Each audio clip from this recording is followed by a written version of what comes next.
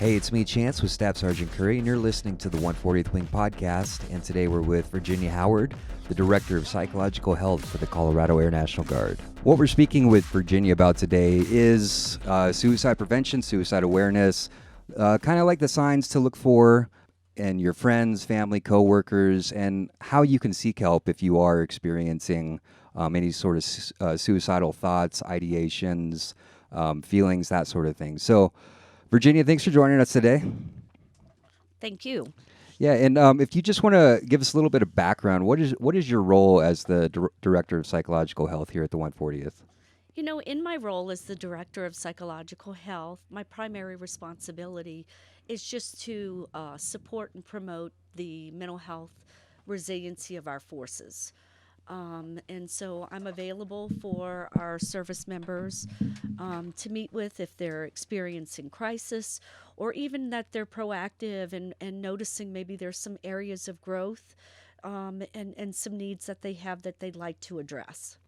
Something that I talk about with the chaplains when I've had them in here is how do you distinguish kind of your role and what you do as the DPH from the chaplains? Because you both offer counseling, but kind of in different ways. So, like, what are the services you provide that might just be unique to you?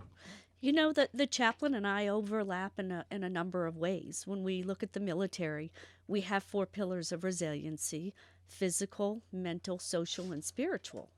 So if we're looking at that, we often address together the physical and the social aspects of those pillars of resiliency. But we both actually have a little bit of overlap when we look at the spiritual and the mental. Okay. But if I had to differentiate, I would say that they're primarily in that lane of spiritual, where your DPH would fall under that mental Okay. resiliency.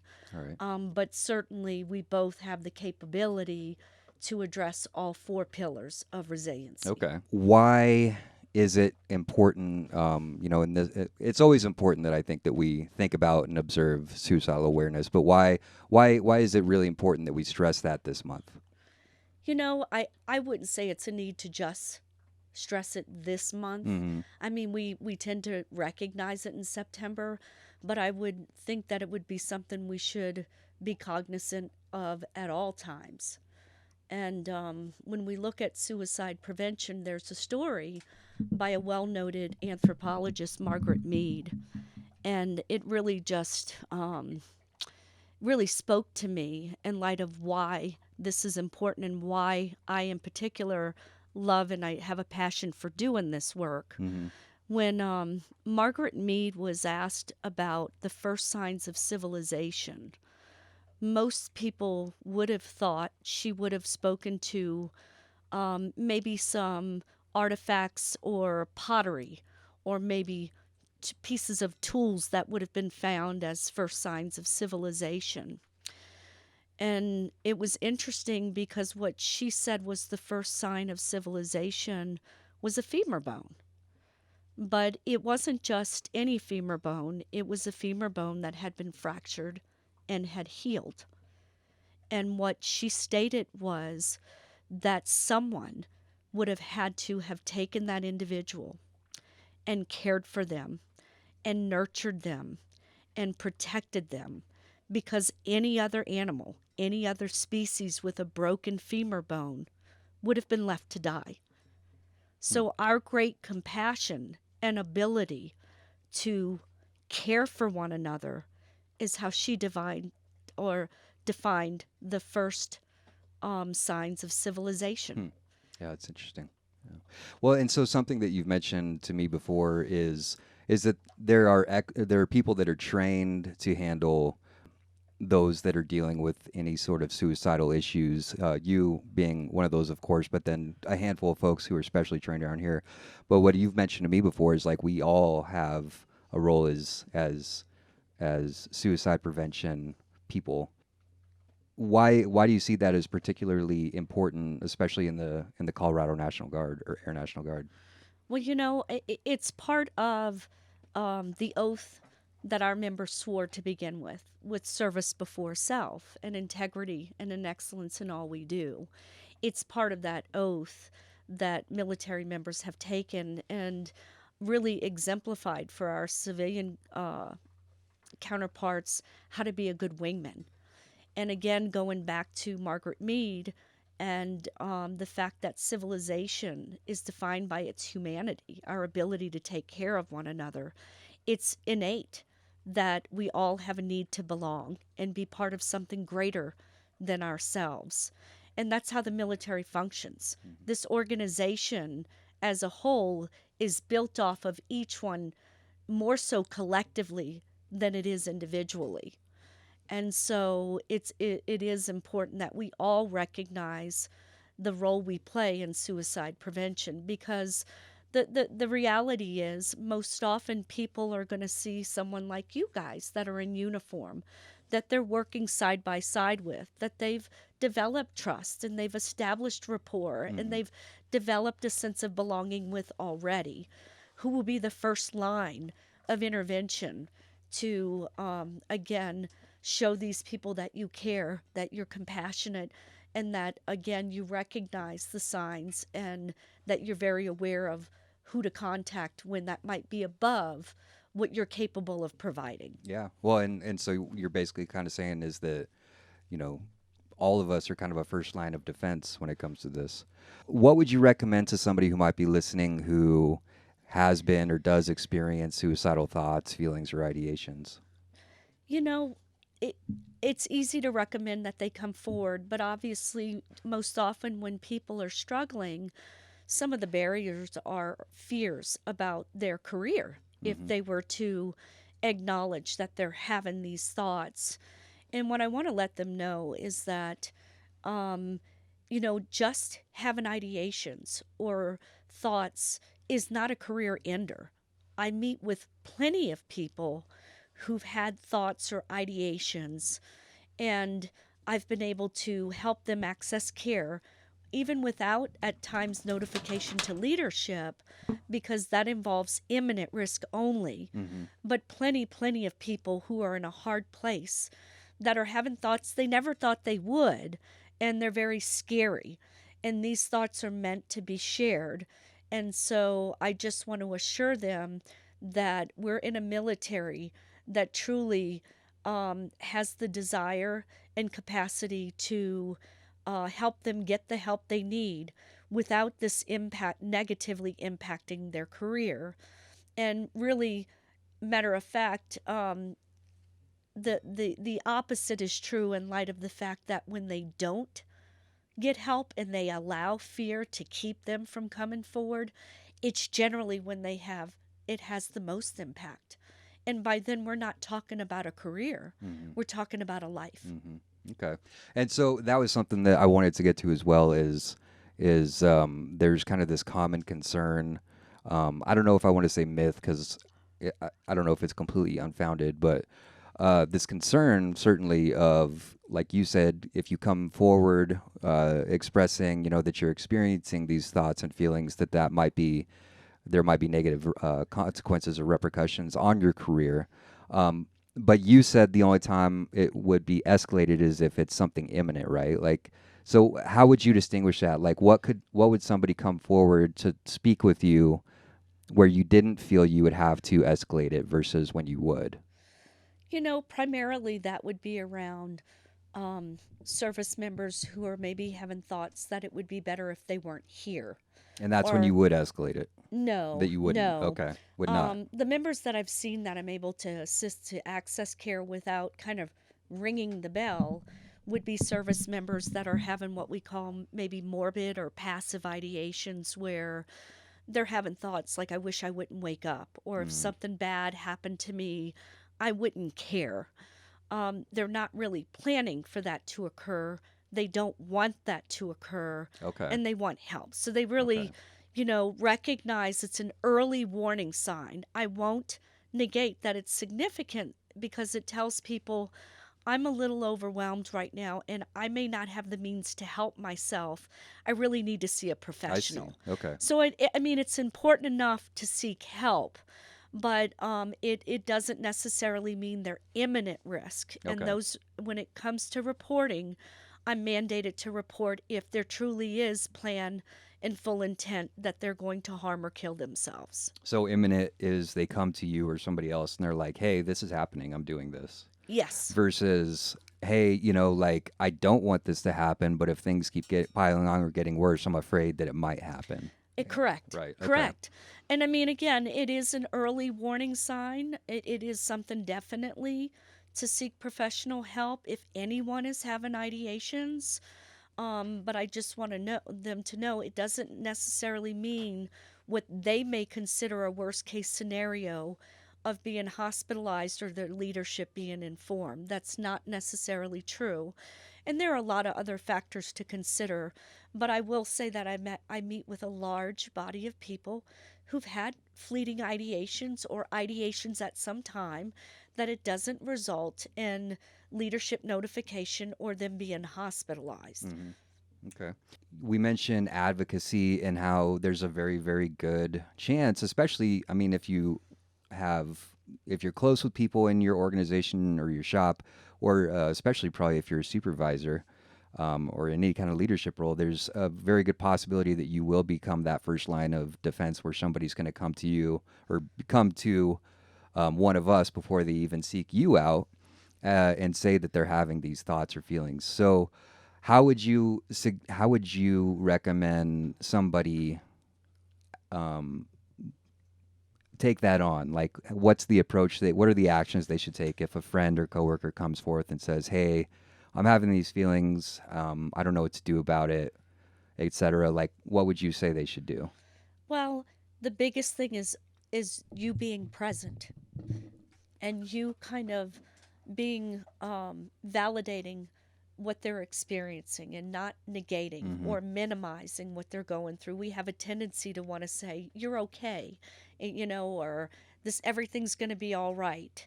Um, look at all the positive things you have going for you.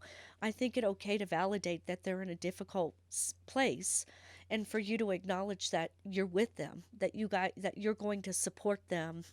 In addition, I believe it really important to ask the difficult questions and to say directly, have you had any thoughts of wanting to kill yourself? Mm-hmm. And if they respond that they have, to, again, without judgment, to just ask, what does that mean? In other words, tell me, what kind of thoughts have you been having? And if they acknowledge any type of means, like a weapon or medication, to ask for those things to be secured elsewhere in the home. Mm-hmm. In addition to that, is to never leave them alone and ensure that you escort them to a professional. And so that could be you, obviously. Who else is a professional that they could escort somebody to? We have a lot of great resources in Okay. Colorado. In addition to myself, we do have chaplains that are available. Mm-hmm. We also have the Colorado Crisis Center, and we have the National Suicide Hotline that can be reached at 988. And that's a pretty brand new resource, right? It is. Okay. Well, it's been around, and it's just that now we have a 3-digit number to make it Mm. really easy Okay. to access. Okay. Hey, Sergeant Curry here. So, what about immediate help for them? Say someone reaches out to me and says, "Hey, I have a plan to kill myself. This is how I'm gonna do it." But they live out of state. They live too far away for me to go to their house to get there, and I don't have, say, a family member or close friend. What could I do in those kind of situations to make sure they get the help? We want to make sure certainly your leadership's informed, and with that, we have access to rosters and individual addresses. And so, with that, if they're out of state, we can have local law enforcement do a welfare check. Okay. And that's what I would recommend. Anything along the lines of a direct threat and statements of self harm or killing themselves would be something we'd want to include local law enforcement to do a welfare check. Okay, that's great news. And then what kind of resources do we have on base? So say an individual has numerous weapons at their house, but you don't have a way to secure it. Is there a way that weapons can be secured on base? Is that through local police departments or counties? How does that work? It's both. There is a website, and maybe we can attach that through Colorado, where weapons are allowed to be secured. But in addition, our armory's been really good, especially when we've had one of our service members that's, struggling. It's always a good thing. In any heightened situation, it doesn't have to be that people are having suicidal ideation. If they're having escalated fights at home or significant use of alcohol, or again, having ideations, these would be times to be responsible with gun ownership and request that they be secured outside of the home, to include with maybe their first sergeant, their supervisor, or commander. They can make a request, and we can look at securing that in our armory. Okay. And I'm sure some individuals are concerned about once they get treatment and everything like that. Is it reasonable that they can expect to get their weapons back once they're in a better place? I just know people enjoy having those. That's part of their hobbies, or they collect them, and I'm sure they don't want them taken away forever. It's not a thing that it's a one and done. How likely is it that they get their weapons back? It's within their constitutional rights. They have the right to bear arms. And so that's something between that service member and their leadership that they can discuss. And what I've seen is when they've entered care and they're receiving the treatment, and we recognize that maybe that window, they've had some period of stabilization has passed, say 4 to 6 weeks, their weapons are returned. Oh, that's really good. And then one last question for me. Could you also talk about our sleeping member that we have here? Oh yeah, we forgot to mention Studio. one other person that was here. We have Midnight. She is our wing facility therapy dog. And you know what? She is far reaching in mental health field. I've never met a gal who could keep confidentiality like she does. She is the most accepting and non-judgmental dog I've ever met. She's full of just unconditional love all the time. And so, research really has proven that there are benefits to owning, in particular, dogs that help kind of, lower blood pressure, and they just lower that, stress response. And you can just see we're all smiling and laughing as she's in here. That who couldn't use more unconditional love, Sure. Yeah. They don't know any other way but to love unconditionally, really, and it's not like put on, it's not disingenuine. So, yeah, they definitely take good care of us for sure. I've always said it's sad that they lead exponentially shorter lives. Yeah. Because we could all have someone that gives us the grace, mercy, and unconditional love that these, that Midnight gives to all of our wing. Yeah, we have a lot to learn from them, I think. Yes. For sure. I remember this time last year when we were doing a video for suicide awareness, I interviewed like 4 or 5 different advocates. Is it the same folks, or is that like a rotating thing, or? We're fortunate in our wing. We've got a lot of people each year who step up Okay. to support the suicide prevention trainings. This year we partnered with the 460th, and so we didn't have the use of a lot of our facilitators, but it doesn't negate there have been a number of service members who've been in that position ongoing that truly are what I would call mental health advocates. And that's more of a program I'd like to develop in a peer-to-peer model that's been discussed at the wing, and maybe in the near future, maybe something we could implement more. Did you mention what that program's called already? Which program?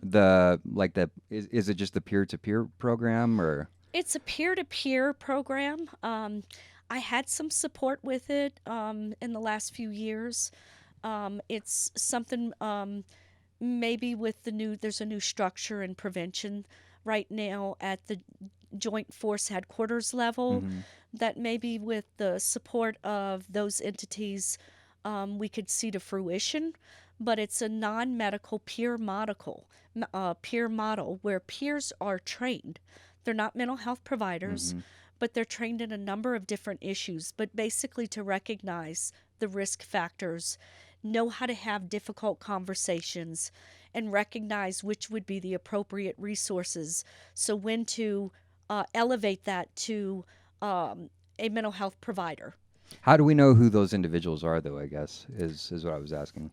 Some of that is just by word of mouth, people Okay. that volunteer, All right. people who have a passion, people who have good communication skills and are recognized by their peers.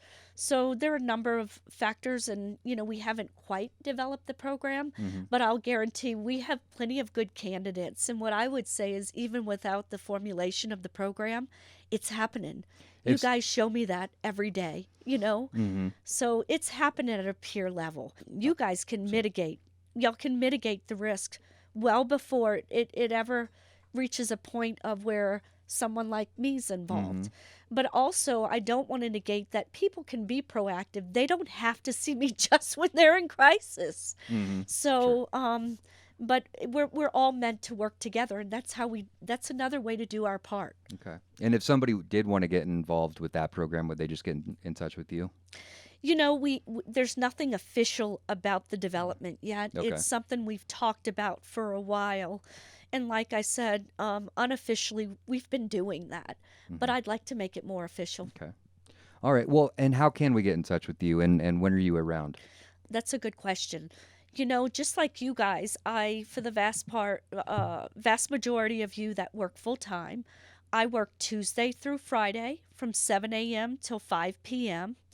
My office is in building 706. Some of it you call the Glass Palace or the Death Star. Yeah. I Or the like the Death DFAC. Star. Yeah, I like the Death Star. That's cool. It is across from the DFAC. And I'm in room 128. On the Friday before drill and the Friday after drill, I'm not in office. That way I can support being here over the drill weekend. Okay. And All in right. addition to that, on Thursdays, I've been going to Greeley. So if Okay. we've got members out there stationed in Greeley, I'm in Greeley on Thursdays from 7 to 5. Okay. And is it best for people to just like pop into your office, or should they call, email? I've had everything. Okay. I would say during the week, Now we got a more format. than likely, I can be at my desk often, so you're welcome to stop in. Probably always a better practice to call me at Mhm. 720-847-9438 Okay. to ensure that I am in the office, because part of my work as in suicide prevention and the director of psychological health is I'm constantly doing outreach. You guys see me walking about with Mitty, Mhm. and that's just to check in and see how you guys are doing.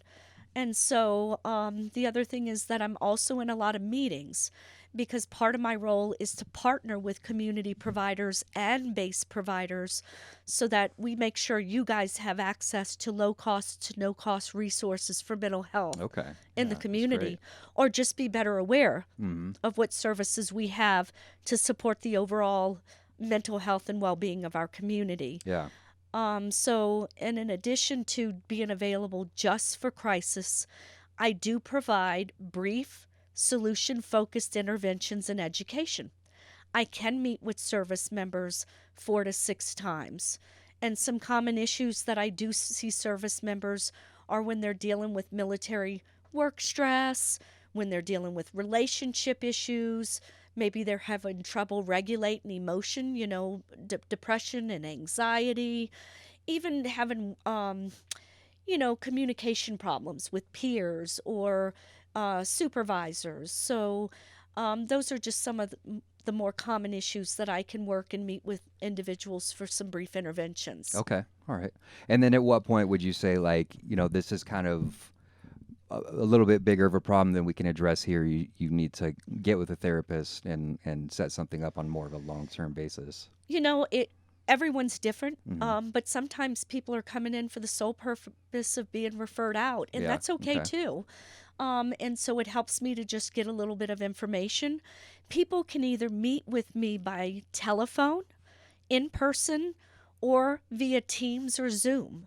So there are a number of ways people can call.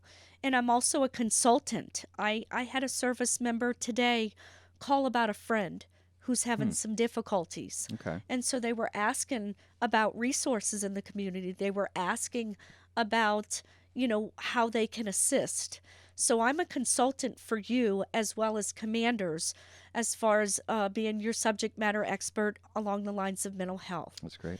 Who is not eligible for your assistance? I'm assuming the service member, spouse. Can you speak with kids, and if so, how young and to how old?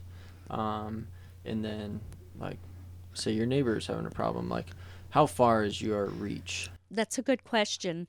More recently, and we don't have the new instruction yet, we were informed that we can no longer meet with family member dependents and children. So at this point in time, I'm only able to provide service to military service members. So even when I have people who have called about friends or family members, I don't speak directly with those individuals. My primary role is to support our military service member and how to assist them. Okay, so that's where the consultation comes from of, hey, this is a source that you could go to, XYZ, this is cost, things like that. Yes. Okay. The other thing I want people to know is if we're made aware of a service member who has lost a loved one to suicide or a close friend, I do have packages that I access through the VA that are wonderful support packages for survivors. And so that's something that I can also provide to those who've had experience with that. We recognize that the vast majority of us, if not our own individual lives, may have someone in our close circle. And that is so far reaching, as far as one death can impact as up to 30 to 40 individuals. So we recognize suicide as a public health issue because we know that it's broad. We know it can impact everyone, and we recognize it's preventable.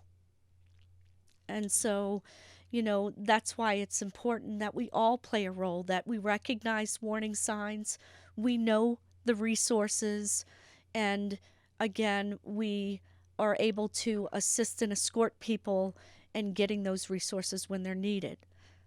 Great. Anything else? All right.